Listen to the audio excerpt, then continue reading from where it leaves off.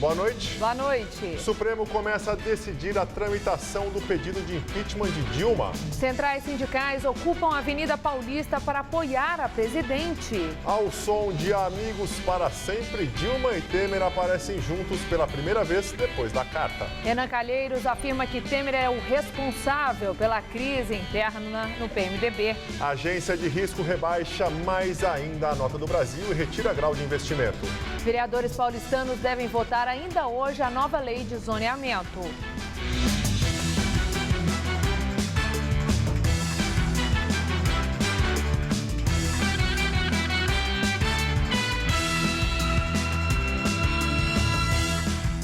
Centrais sindicais fazem ato nacional em apoio à presidente Dilma Rousseff. Em São Paulo, os manifestantes se concentraram na Avenida Paulista e saíram em passeata.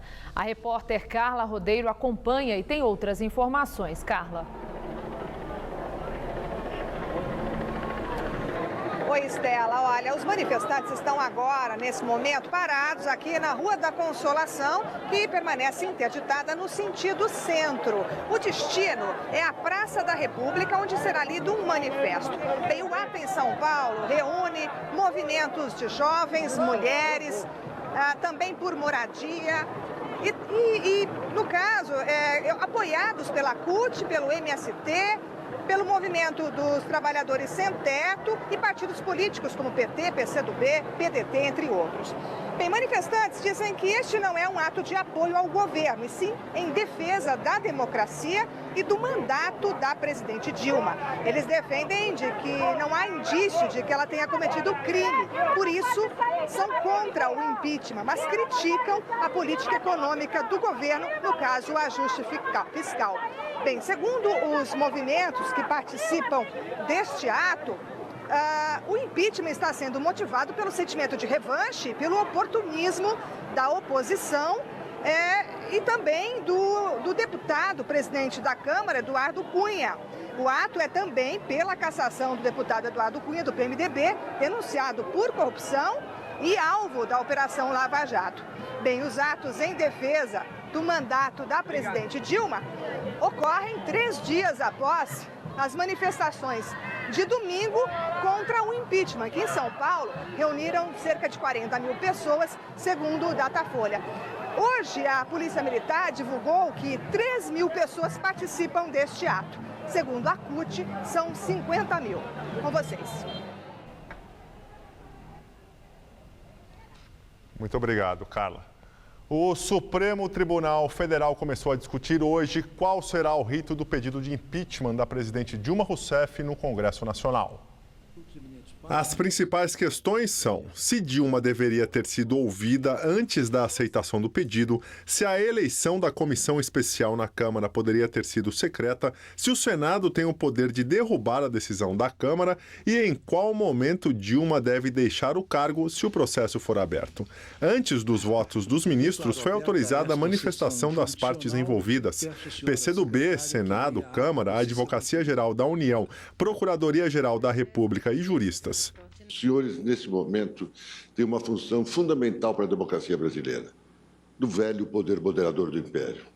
Os senhores é que darão equilíbrio ao jogo político brasileiro.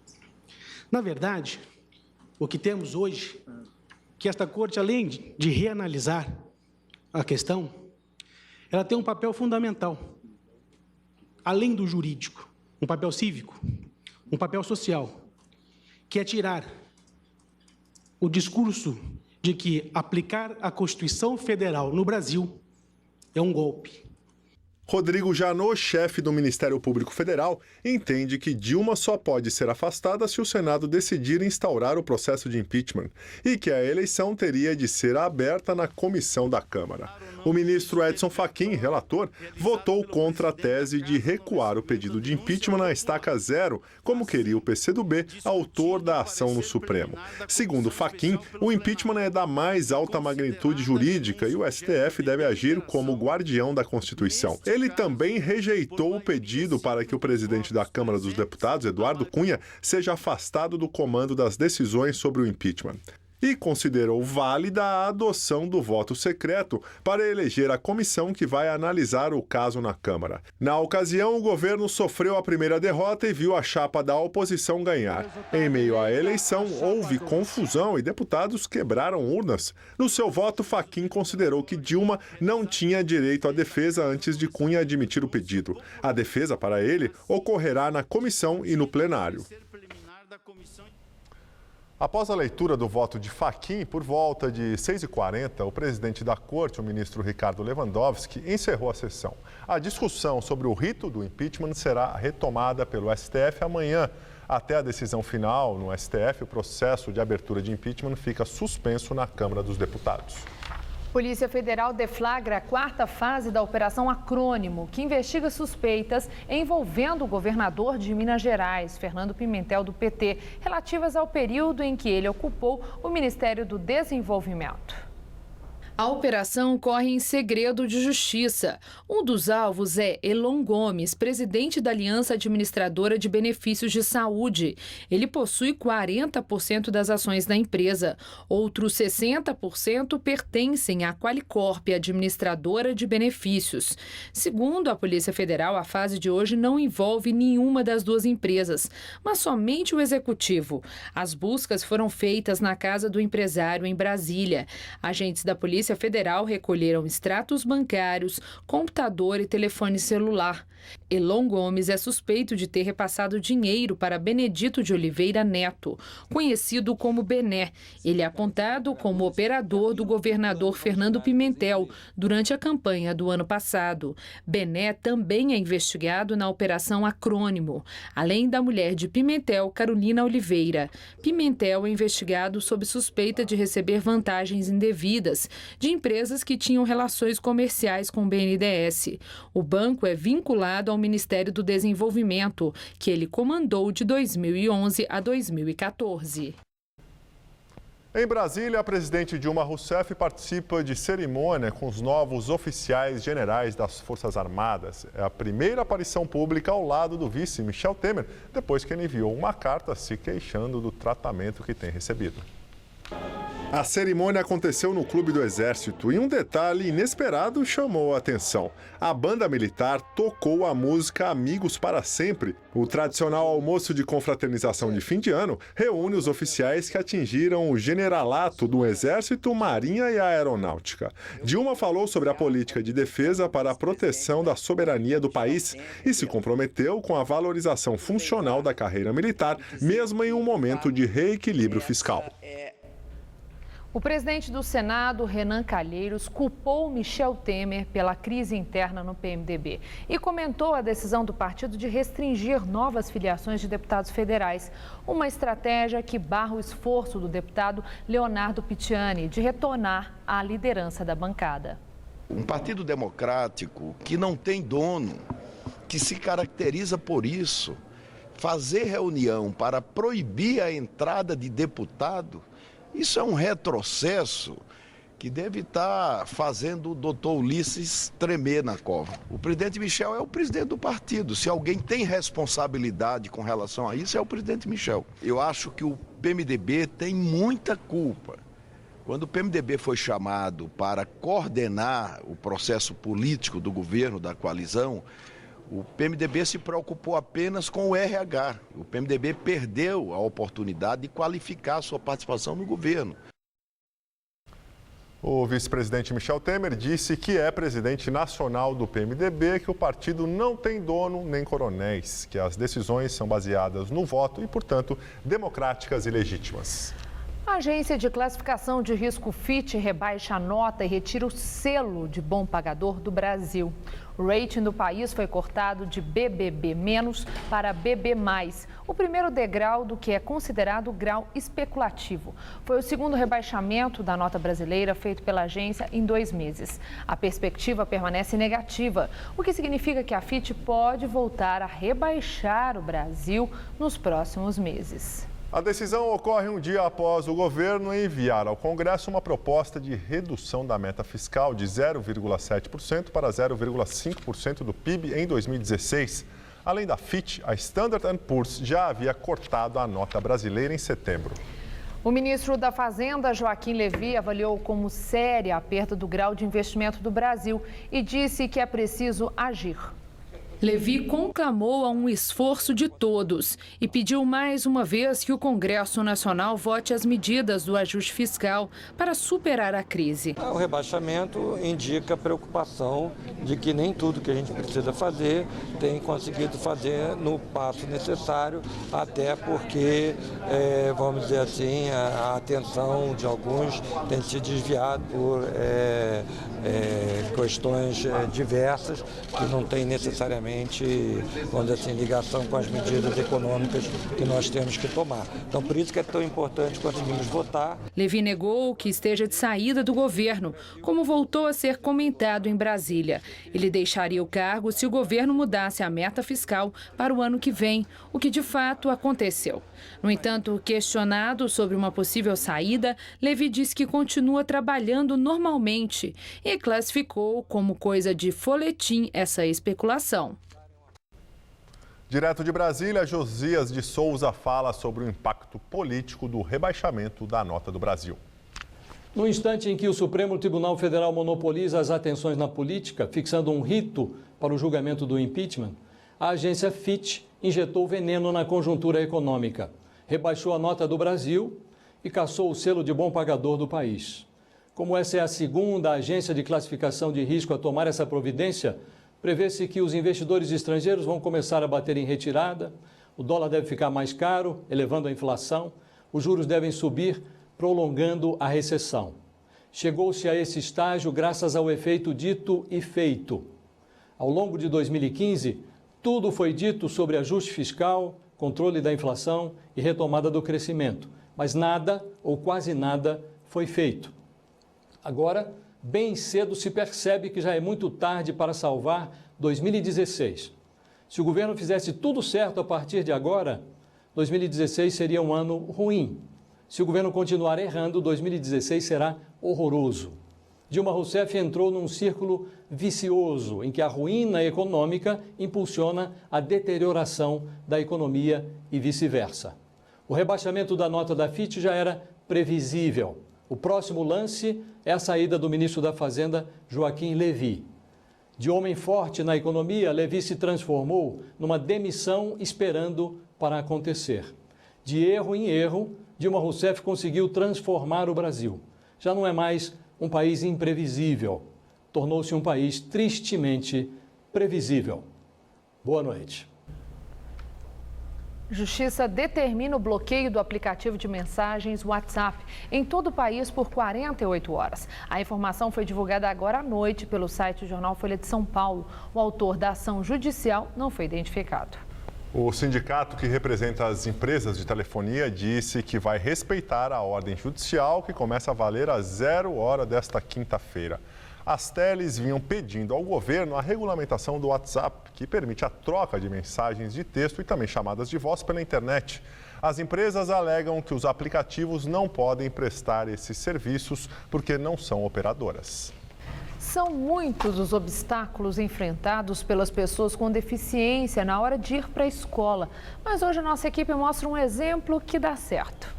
Existem na capital escolas municipais para surdos que ensinam Libras, que é a língua brasileira de sinais, e também o português. Atualmente, mais de 1.300 deficientes auditivos são atendidos pela rede de ensino municipal.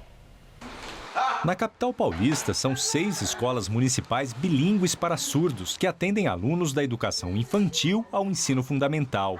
Elas são uma opção para os pais que não querem colocar seus filhos em escolas regulares. Conhecemos a escola Lucibrai, na Zona Norte. As salas de aula são formadas por turmas reduzidas, com 8, no máximo 10 alunos, o que ajuda o aprendizado. E numa escola bilíngue para surdos, a primeira língua que se aprende é Libras, a língua brasileira de sinais. Depois, vem a língua portuguesa escrita.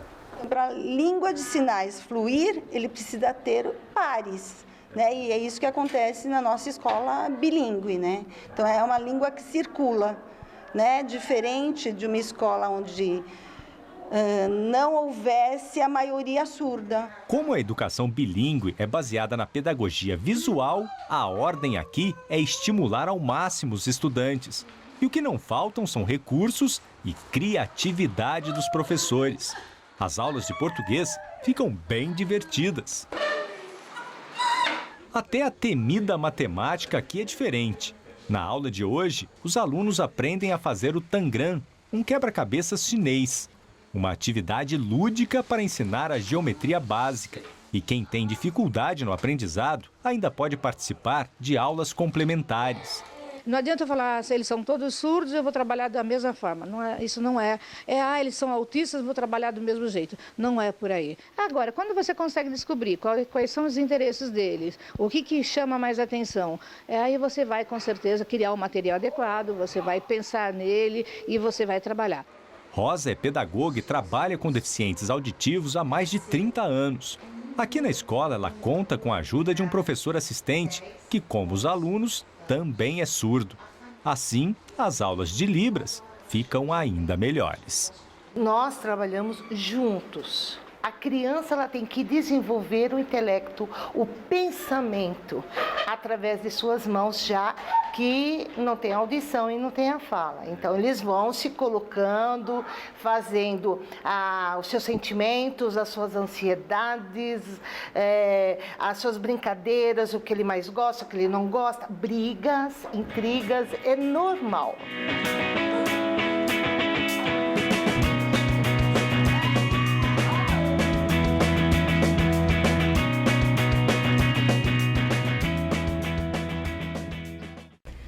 Nas últimas 24 horas, o nível do sistema Cantareira subiu graças às frequentes chuvas na região dos reservatórios. Apesar de ainda operar no volume morto, a diferença para chegar ao nível mínimo do volume útil agora é de menos de 5%. E nos próximos 15 dias, a previsão é de mais chuva sobre o sistema Cantareira, assim como aqui na capital. Vamos agora aos detalhes da previsão do tempo com Luciana Magalhães.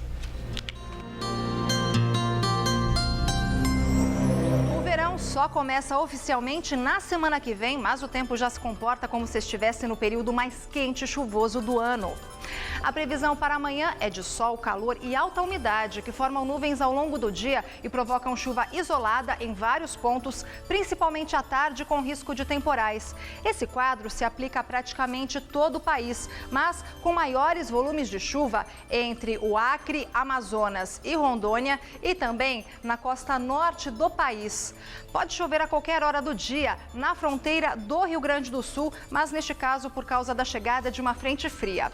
A chuva só não deve dar as caras nas áreas em amarelo do mapa, onde o dia fica seco e quente, como no Distrito Federal, onde a máxima ficará em 33 graus. Em Porto Alegre, máxima também de 33 e em Salvador, máxima de 31 graus. Já em São Paulo, o sol não aparece forte, pois as nuvens variam bastante, mas nem por isso deixa de esquentar e o ar fica bem abafado em todas as áreas. Com isso, são esperadas pancadas de chuva típicas de verão em todo o estado. Amanhã, tanto em Franca como em Barretos, a máxima fica em 31 graus. E o litoral norte é a única região do estado onde a chuva já aparece pela manhã, com máxima de 30 graus em Caraguatatuba. Até sábado, o tempo não muda na capital paulista. Nebulosidade variável com ar abafado e possibilidade de pancadas rápidas e fortes de chuva, principalmente à tarde e à noite. Máximas de 29 graus amanhã, 33 na sexta e 31 graus no sábado.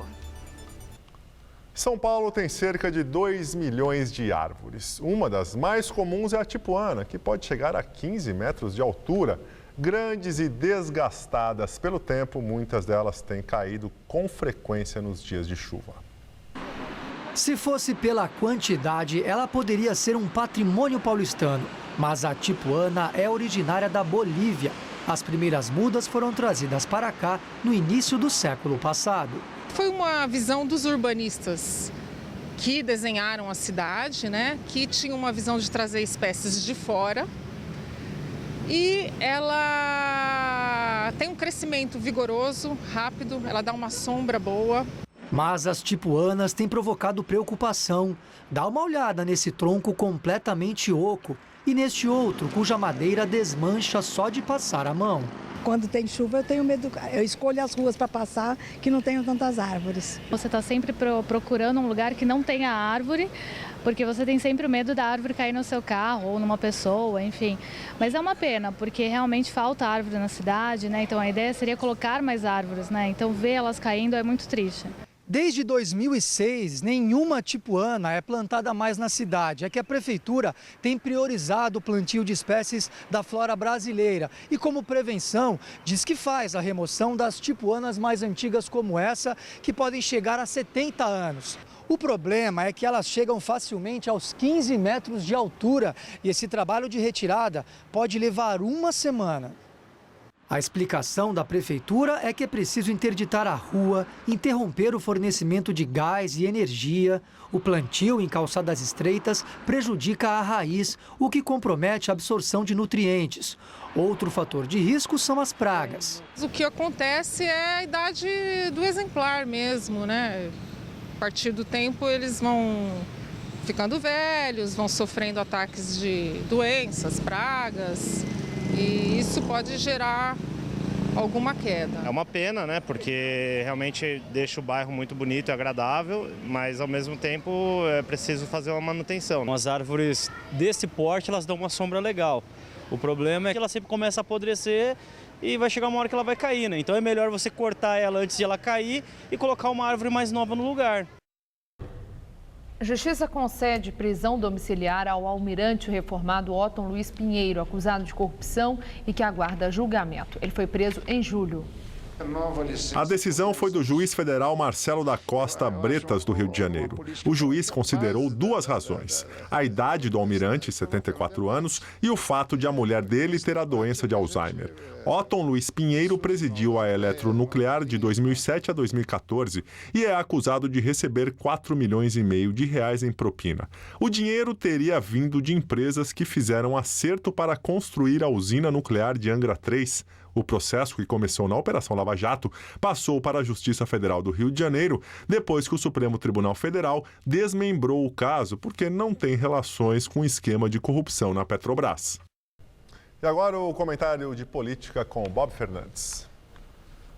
As ruas, como é óbvio, podem decidir, mas a parte o ritual sendo definido pelo Supremo, o destino de Dilma presidente depende cada vez mais dos PMDBs e associados. E os PMDBs estão em guerra. Tem o PMDB do Temer, o do Eduardo Cunha, o PMDB do Renan e, nos ensina a história, tem o PMDB de uma miríade de anões de todos os orçamentos, com exceções. Ao contrário da rima rica no poema de Drummond, os PMDBs não se amam. Podem terminar se entendendo em parte, a depender do butim, mas hoje guerreiam entre si.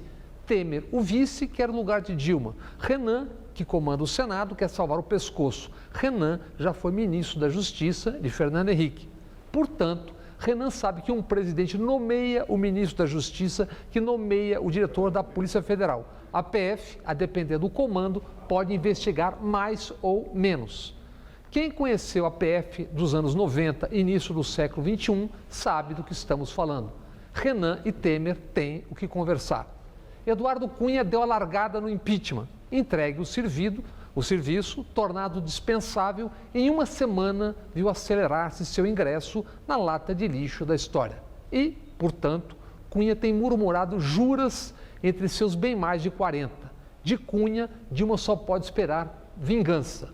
De Temer, Dilma sabe só contar com o latim. Sarney contava com os PMDBs e PMDB sob comando de Ulisses. Terminou como terminou. Collor contava com um bando, que como bando acabou. Fernando Henrique começou a governar equilibrando-se entre a ACM e os seus e os PMDBs. Terminou com os PMDBs em alta. A história registra o que foi o final.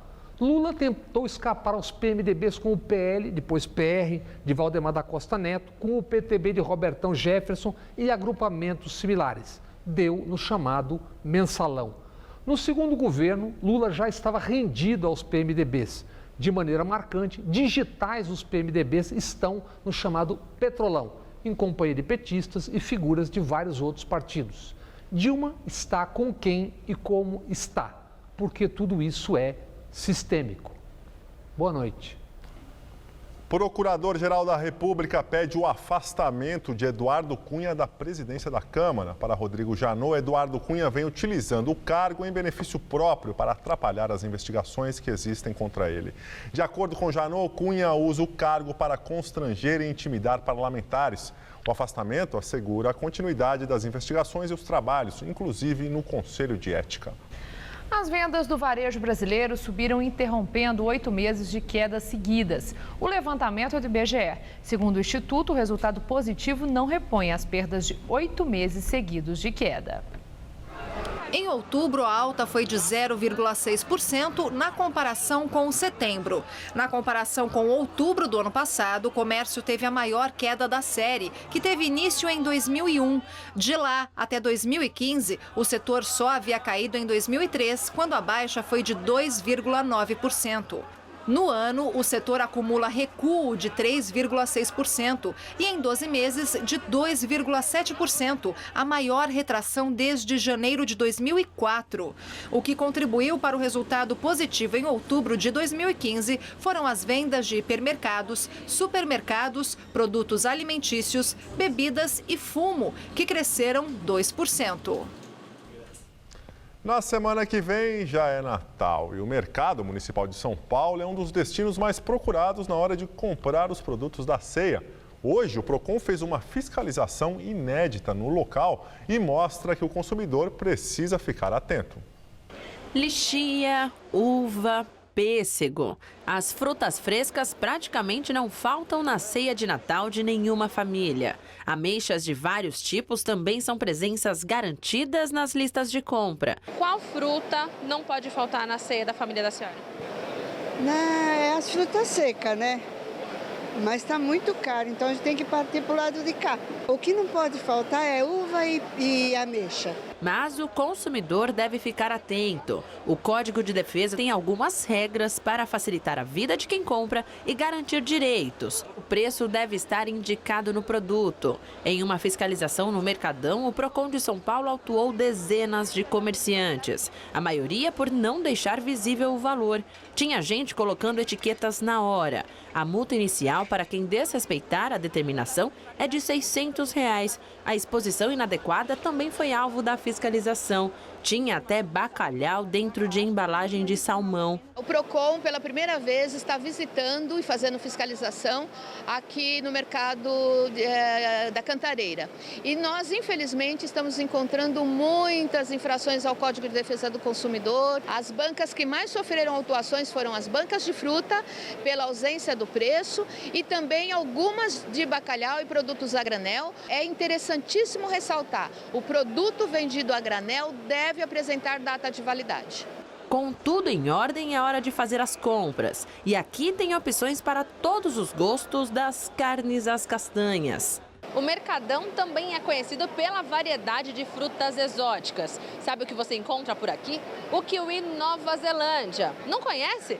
Por fora parece um kiwi normal, mas o gosto lembra o sabor de banana. O maracujá colombiano, chamado granadilha, mal parece com o nosso brasileiro de tão doce. E por falar em doçura, o sapoti tem o sabor de cana-de-açúcar. E já que tem tanta opção, o jeito é experimentar. O que você estava comendo? Pitaia. Pitaia. Já tinha experimentado? Não. Primeira vez? Primeira vez. Uma fruta exótica? Sim, gostosa. Viu o valor? Acha que dá para colocar, já que gostou, dá para colocar na ceia de Natal desse ano ou fica para o ano que vem? 99. Não dá. Quem anda pelas ruas de São Paulo notou algo diferente nos últimos dias. Ônibus iluminados especialmente para comemorar o Natal estão circulando pela cidade. Por onde passa, ele chama a atenção. Esse aqui fez o trajeto da Avenida Paulista. Como parte das comemorações de fim de ano, 50 ônibus iluminados estão circulando diariamente pelas ruas de São Paulo. Além das luzes, os motoristas de alguns coletivos se vestem de Papai Noel. A ação é organizada pelo SP Urbanos, Sindicato das Empresas de Transporte Coletivo e operadoras do Sistema de Transporte Público da cidade, e vai até janeiro. Os ônibus seguem o itinerário normal. Dá uma animadinha, assim, ainda mais que a Paulista tá vazia, escura, sem enfeite. Dá aquele espírito de Natal que a gente está precisando tanto hoje em dia, então dá uma certa iluminação nas ruas. Eu acho super legal. Os protestos contra um possível impeachment da presidente Dilma Rousseff acontecem em 16 estados brasileiros e também no Distrito Federal. Em São Paulo, o ato começou às 5 da tarde na Avenida Paulista. No fim da tarde, os manifestantes se concentravam ao longo de pelo menos 3 quarteirões perto do MASP. O ato em São Paulo reúne movimentos de jovens, mulheres, grupos que lutam por moradia, apoiados pela CUT, MST, pelo movimento do Sem Teto e partidos políticos como PT, PCdoB e PDT. Esse ato entende 3 coisas. Primeiro, que tem que ter o fim do golpismo. Nós não achamos que existe impeachment, existe golpe. Segundo, esse ato pede o fora Cunha. É um desrespeito para o Brasil ter um sujeito desse naipe na presidência da Câmara dos Deputados. Então, fora Cunha e toda a sua corja. E em terceiro, é um ato que nós queremos que acabe imediatamente a política de ajuste fiscal no Brasil. Os atos em defesa do mandato da presidente Dilma foram programados em 23 cidades brasileiras e acontecem 3 dias após as manifestações de domingo a favor do impeachment, que reuniram em São Paulo 40 mil pessoas. E voltamos a falar com a repórter Carla Rodeiro, que acompanha a manifestação contra o impeachment da presidente Dilma. Carla? Olha, os manifestantes seguem agora pela Rua da Consolação. A maior parte, eu tenho a impressão de que já passou por aqui. O destino é a Praça da República, onde vai ser lido um manifesto. A Polícia de Trânsito e de Patrulhamento acompanha à distância, mas até agora essa marcha segue com muita tranquilidade.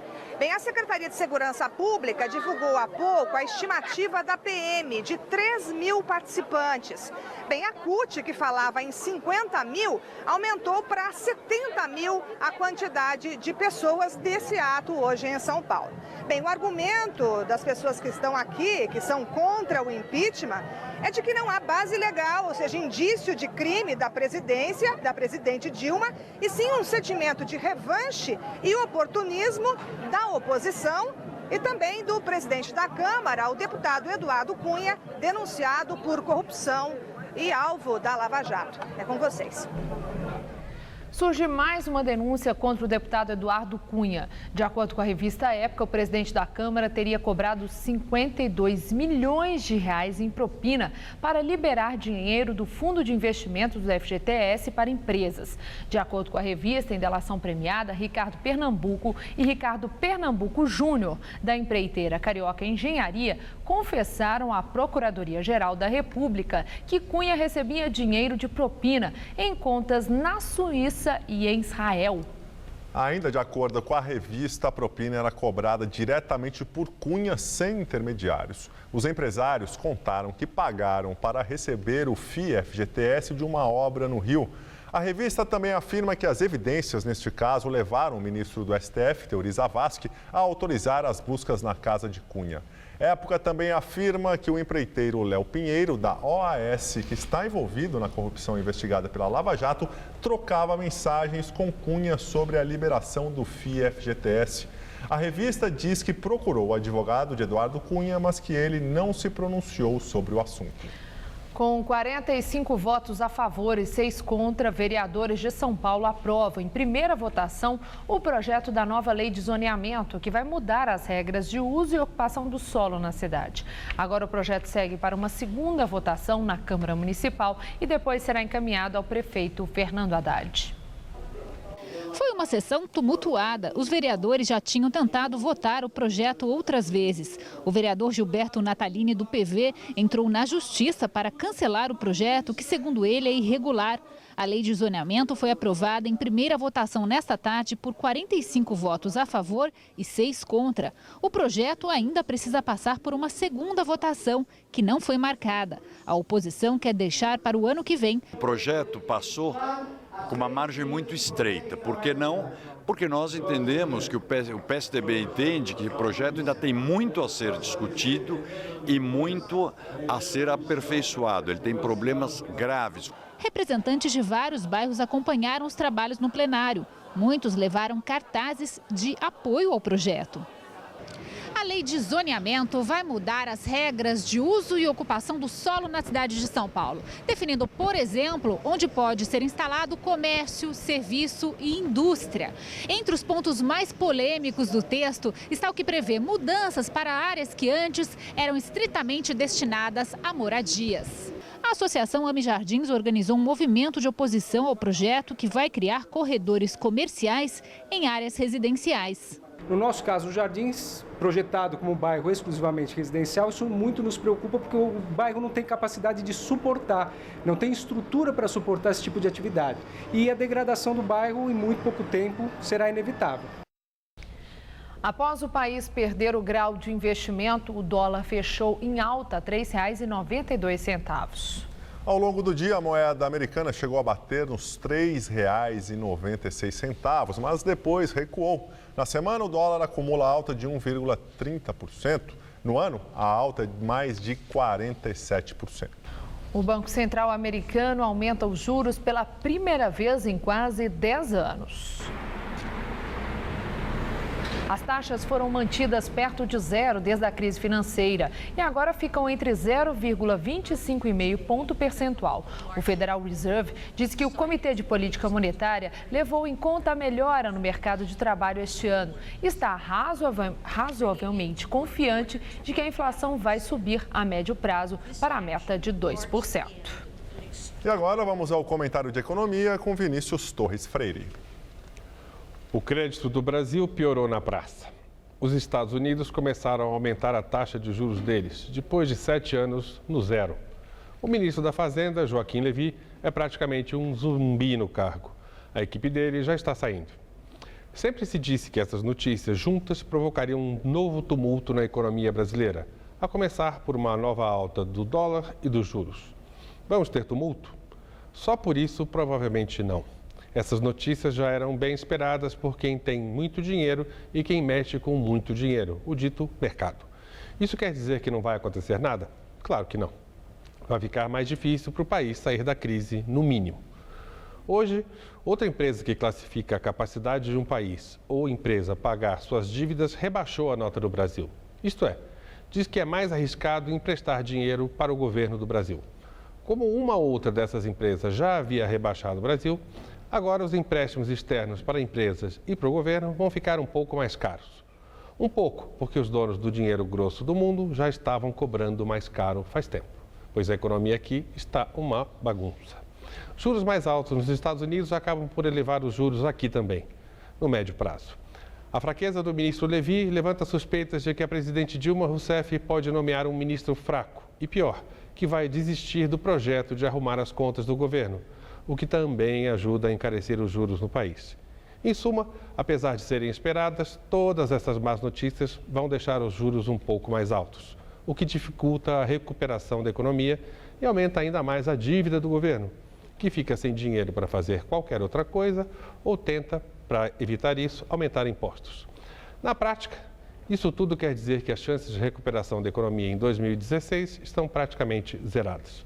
Com sorte, vai haver alguma espécie de estagnação. Pode ser pior, pode ser melhor, caso se resolva a crise política. Mas a confusão política só piora. A gente não sabe qual será o governo em 2016, nem que novo governo pode haver, pois muito político ainda pode ir para a cadeia. A gente está totalmente no escuro. Vamos ter de acender muita vela neste final de ano. Boa noite. O novo governo da Argentina anuncia o fim das restrições cambiais criadas em 2011 por Cristina Kirchner. O chamado cepa ao dólar incluía limitações às importações e à compra de moeda estrangeira por particulares e taxas sobre o uso de cartões de crédito no exterior. O objetivo era evitar uma desvalorização do peso argentino. As medidas comprometeram as importações e exportações e incentivaram um câmbio paralelo. O valor do dólar bateu recorde histórico em agosto, chegando a 72% acima do câmbio oficial. A seguir, as informações do Mundial de Clubes. E a guerra contra o terrorismo. Pela primeira vez, a Alemanha realiza missão militar contra o Estado Islâmico. Comprar com taxa zero é bom, mas quando ela vem acompanhada do carro que você quer, aí fica muito melhor. Nessa semana na Chevrolet tem taxa zero para toda a linha Onix e Tracker. Onix 2016, só R$ 35.990, com taxa zero em 48 vezes. Tracker, um dos carros mais desejados da Chevrolet, por R$ 76.990, com taxa zero. É o melhor preço de 2015 e tem muito mais na Chevrolet. Aproveite, é só até domingo. A fábrica onde João Paulo trabalha fechou um novo contrato de exportação. Bom também para os empregados de uma empresa que produz poltronas para os ônibus. E para a Poliana, que costura capas para essas poltronas. Quando uma empresa exporta, outras ganham. Quando muitas exportam, o Brasil inteiro ganha. Com o Plano Nacional de Exportação e o apoio do BNDES, as empresas brasileiras podem vender e exportar cada vez mais. BNDES, o Banco Nacional do Desenvolvimento.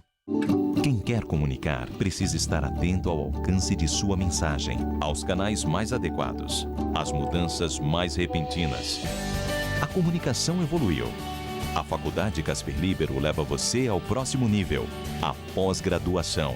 São 4 cursos que ajudam você a ser protagonista nas grandes transformações.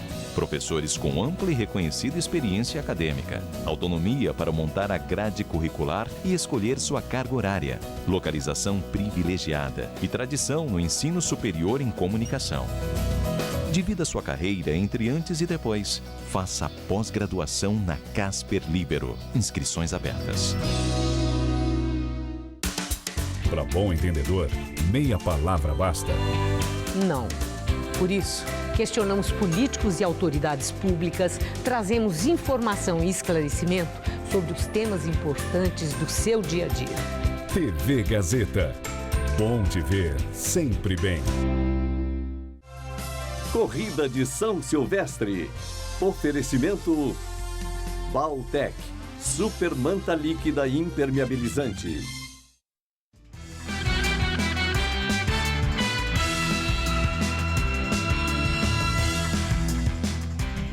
As notícias do esporte com Gabriel Cruz e Celso Cardoso. A São Silvestre mobiliza atletas de todo o mundo. Atletas de elite, famosos, anônimos e com a proximidade do final do ano, a ansiedade vai aumentando, né, Celso? Tudo bem? Pois é, Gabriel, é tempo de ansiedade e também ainda de preparação.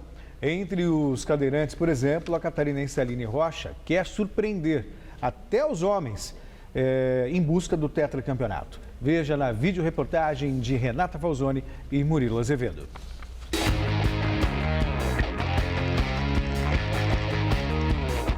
Esta é a atleta paralímpica Aline Rocha, tricampeã da São Silvestre. E este ano promete uma surpresa. Pela primeira vez na história, as mulheres têm chances reais de superar os homens na prova para cadeirantes. Andamos todos juntos. Até o final, estamos com o mesmo rendimento, às vezes a gente treina junto. Qualquer coisa pode acontecer, pode ser que as meninas levem a melhor na prova também. Vamos ver o que vai acontecer. O treinamento é duro, diário e precisa reproduzir as dificuldades do trajeto da São Silvestre. Numa prova plana, você embala e deixa a cadeira rodar e vai.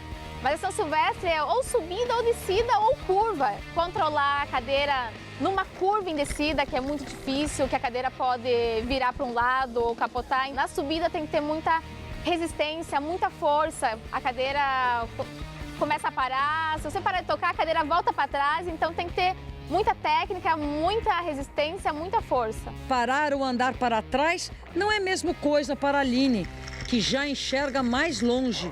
O sonho de estar nas Paralimpíadas do Rio no ano que vem. O índice eu tenho, mas os critérios para ser convocado não basta ter apenas o índice, tem que estar entre os 5 no ranking mundial, vários critérios que dificultam um pouquinho, mas até o ano que vem, até maio, ainda tem várias competições que dá de melhorar essa marca e eu acho que eu vou conseguir, espero estar lá representando o Brasil.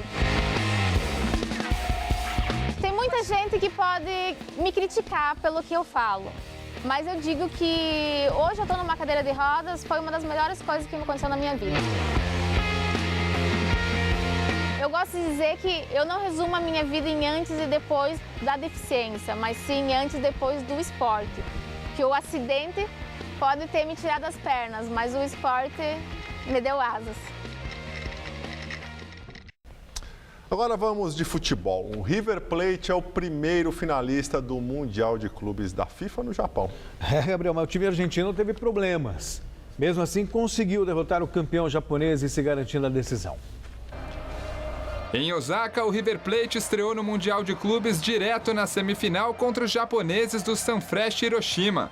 A equipe asiática deu trabalho para os sul-americanos e a partida quase se tornou dramática com o placar teimando em permanecer em branco.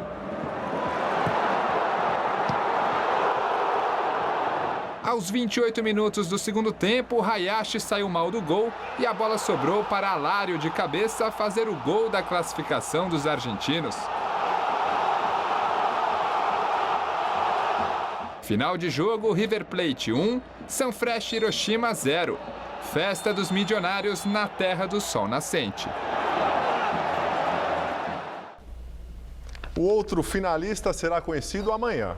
De um lado, o todo-poderoso Barcelona de Luiz Henrique. Do outro, os chineses do Guangzhou Evergrande, comandado por Filipão. Os dois técnicos falaram da expectativa para o jogo em entrevista coletiva. Amanhã, às 8h30, horário de Brasília, o estádio de Yokohama, no Japão, recebe uma das semifinais do Mundial de Clubes e a estreia do Barcelona na competição.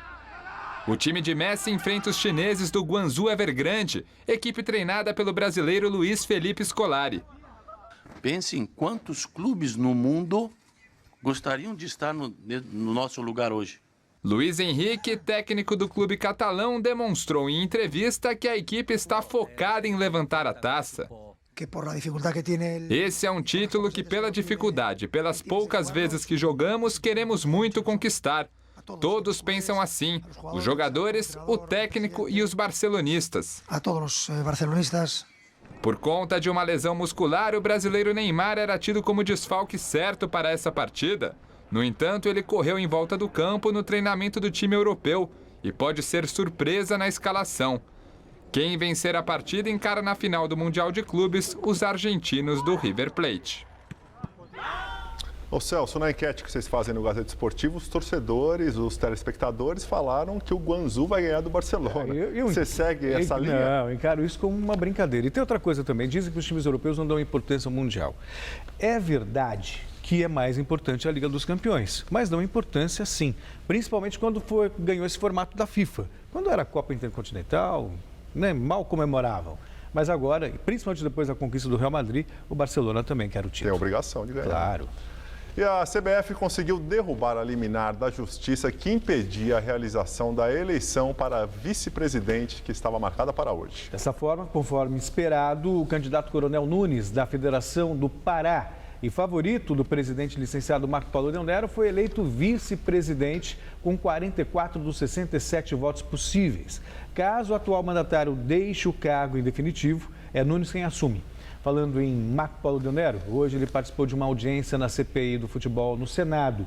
Ele teve que ouvir perguntas diretas e francas do presidente da CPI, o senador e ex-jogador Romário. Por que o senhor não viaja com a seleção quando não viajava com a seleção quando o senhor era presidente? Porque os meus advogados me aconselharam a não fazê-lo. Uma preocupação de talvez ser preso pelo FBI? Não sei, os advogados aconselharam a não fazê-lo, deputado. O seu antecessor na presidência da CBF, José Maria Marinho, está preso. Ele é acusado de inúmeros atos de corrupção do senhor herdou a gestão da CBF. No período da sua presidência, a primeira pergunta, o senhor investigou a gestão do senhor José Maria Marinho? E o que o senhor teria a dizer sobre os atos praticados pelo seu antecessor? Eu não vi nada que ele cometesse de irregularidade. Eu não vi nada. Ele é inocente? Ele tem o direito de defesa, né? Eu não posso dizer o FBI está errado. Eu não posso falar por ele. Eu posso falar por mim. A pergunta foi destinada a mim, eu vou responder a minha pessoa. Então tudo isso foi inventado na concepção do FBI? Não sei, pode tanto ser que sim. Do senhor como do Zé Maria Marinho? Pode ser que sim, eu não sei. Pode ser que as provas estejam equivocadas. Nós temos que esperar transitar em julgado para considerar alguém culpado. É isso que diz a nossa Constituição. Ele já está preso. Mas preso não significa que ele é culpado, ele não está condenado. A CBF é uma instituição corrupta? Não, que eu saiba, não. Eu não sou corrupto. A CBF é uma instituição corrupta? Não. A acusação recente a CBF é formada da sua presidência e de 200 funcionários. Eu respeito todos. Pelo que eu estou vendo, o senhor não tem muita noção e muita consciência do que acontece na CBF. Né? Não, tenho consciência. Não, a partir pelo que eu de abril de 2015... Toda vez que o senhor diz que não sabe, não sei. A partir de abril de 2015, o que o senhor perguntar, eu respondo.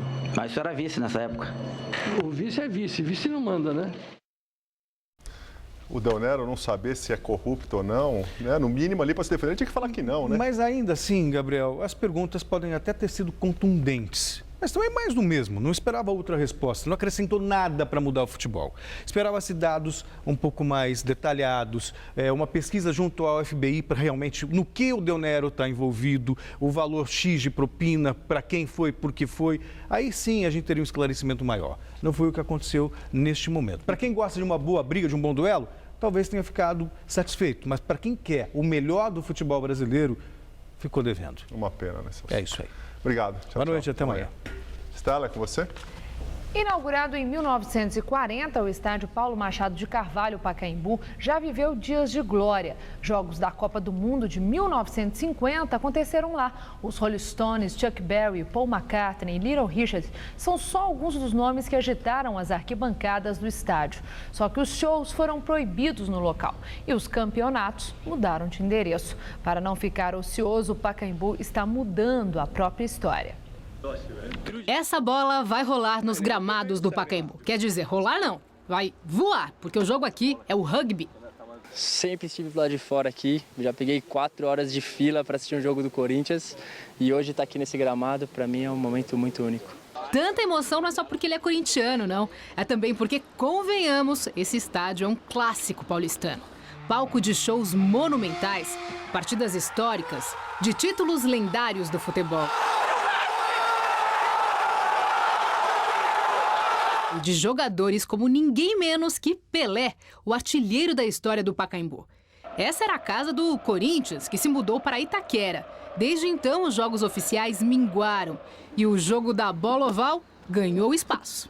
Essa é a primeira vez em 75 anos que as adaptações para o rugby ganham espaço e tomam lugar das traves tradicionais do futebol. E aqui já estão instalados os postes do rugby. 9 metros de altura, o gol do rugby. A gente muda toda a marcação do campo, né? Apaga a marcação do futebol e coloca a marcação do rugby. Nesse caso, a gente manteve a linha de meio de campo e manteve a linha de gol. A realização de jogos de outras modalidades que não o futebol aqui no Pacaembu é uma tentativa de reduzir esse vazio, a subutilização do estádio. Para se ter uma ideia, em 2013 foram realizadas aqui 66 partidas oficiais. Em 2014 esse número caiu para 27 e este ano, 2015, esse número foi de 13 jogos. A prefeitura gasta por mês 9 milhões de reais em infraestrutura e manutenção. E por isso, a partir do ano que vem, pretende passar para a iniciativa privada a gestão desse espaço. A empresa que ganhar a concessão por até 20 anos terá de reformar a arena e colocar, por exemplo, cobertura retrátil e disponibilizar internet Wi-Fi livre. A prefeitura vai escolher entre as 3 propostas, com audiências públicas. Até março deve haver uma definição. O nome do estádio, Paulo Machado de Carvalho, não poderá mudar. Os moradores que conseguiram na justiça impedir a realização de shows de música em 2005 estão animados, mas também preocupados com o futuro uso do vizinho ilustre. Tudo que não seja desportivo não cabe aqui no estádio do Pacaembu. Ele foi fundado, ele foi construído para abrigar esporte. Todo o complexo Paulo Machado de Carvalho.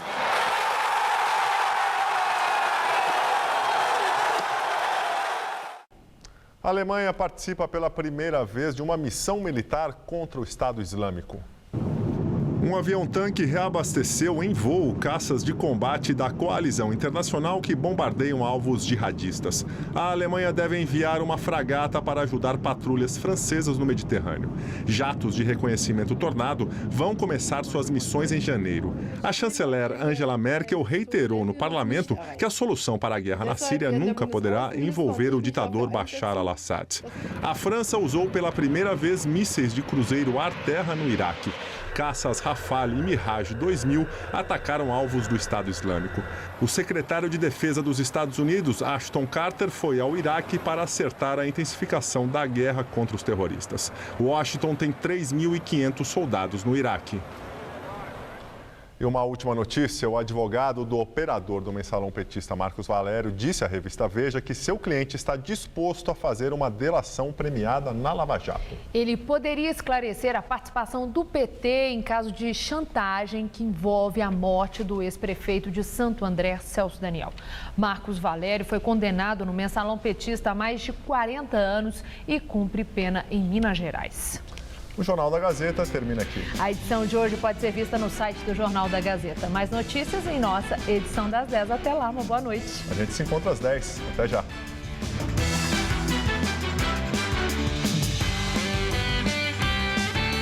Conheça a família que mantém a tradição de ver TV juntos em Conectados. Hoje, 11h30 da noite.